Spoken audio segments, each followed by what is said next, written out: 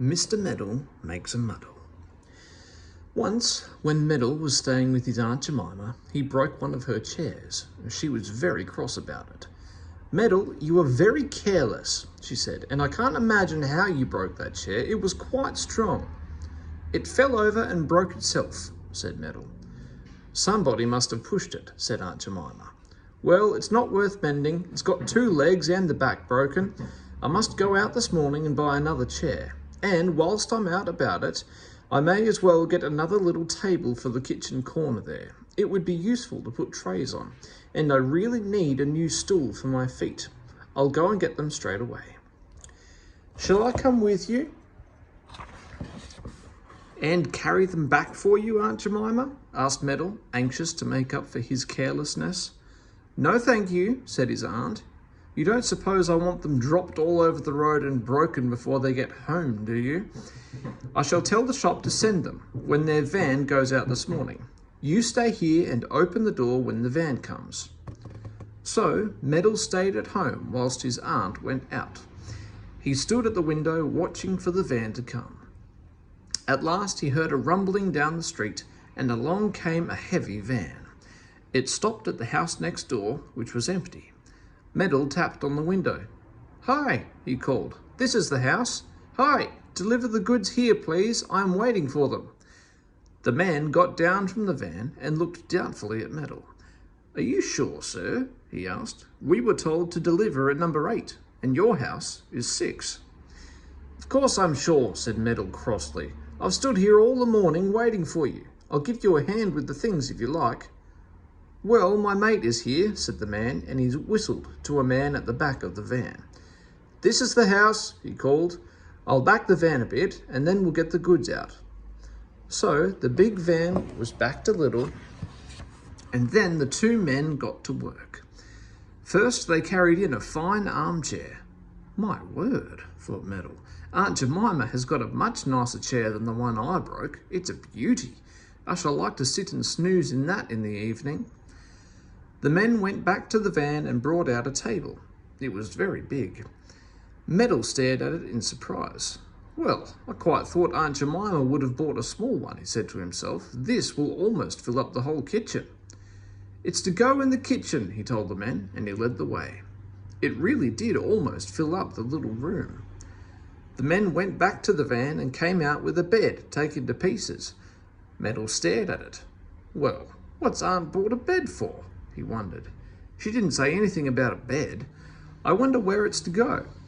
Well, there are only 2 bedrooms, and hers is the bigger, so it had better go in there." That wasn't the end of Meddle's surprise. The men brought a sofa out of the van, some more chairs, a sideboard, some stools, some carpets, another table, and heaps of pictures. "Aunt Jemima must have gone mad," thought Meddle, telling the men to put the things here and there. "Yes, she must have gone quite mad. She set out to buy a chair, a little table, and a stool, and she seems to have bought a whole house full of furniture. It's really very puzzling." "Well, that's the lot, sir," said the men, and Meddle gave them a shilling. The van drove off, and Meddle was left alone with all the furniture. He could really hardly move in the house. It was so crammed with chairs and tables and things. Aunt Jemima came home at 12:30, carrying a bag full of shopping. She let herself into the house and then stared in the greatest surprise at the hall. Usually there was a hall stand there and nothing else. But now there were 2 chairs, a roll of carpet, and a small table. "Meddle," she called. "Meddle, what are these things doing here?" "Well, I didn't know where you wanted them to be put, Aunt," said Meddle. "Just tell me and I'll take them wherever you like." "Meddle, I don't want them put anywhere," cried his aunt. "I don't know anything about them." "But you bought them, didn't you?" said Meddle in surprise. "Aunt Jemima, do you feel all right? I must say I was rather astonished to find you had bought so much furniture this morning." "Are you mad, Meddle?" said his aunt, beginning to look at him in a way he didn't like at all. "I bought what I said I'd buy this morning. A chair, a little table, and a stool. Nothing else at all, and they can't be delivered till tomorrow. Now perhaps you will kindly tell me where all these things came from." "Aunt Jemima, Aunt Jemima, this is all very strange, said Metal, staring round at the furniture. His aunt went into the sitting room and looked in amazement at everything there. She could hardly move. Metal, what in the world have you been doing? She said at last. I know you do the silliest things, but I can't think how you have managed to get all this furniture here like this morning. Where did it come from? 2 men brought it, said Metal. He was beginning to feel most uncomfortable. Just then a knock came at the door. Aunt Jemima opened it. A little woman stood outside, looking rather worried. I'm so sorry to trouble you, she said, but we are moving in next door and our furniture van hasn't come along yet. I suppose you haven't seen it, have you? Then Aunt Jemima guessed everything. Silly old Metal had taken in the furniture that should have gone next door. How exactly like him. If he could meddle, he would, and his meddles always made such muddles. I believe a dreadful mistake has been made, said Aunt Jemima. I was out this morning and my stupid nephew has taken in your furniture.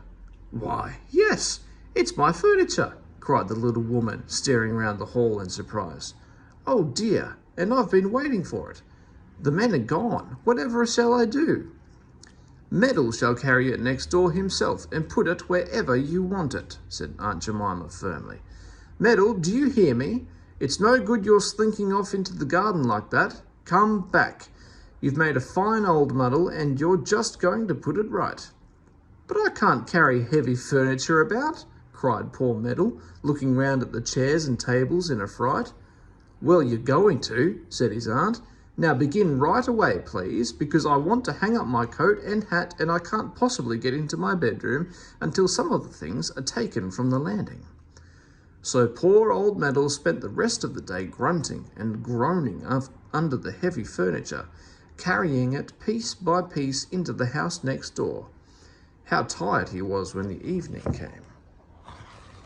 He sank down into a chair and sighed heavily.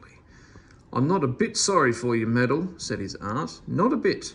You just won't learn sense. You didn't use your brains this morning, so you've had to use your arms and your legs and your back and tire them out. Perhaps next time you will use your brains and save yourself a lot of trouble. I will, said Metal. I certainly will. But if I know Metal, he certainly won't.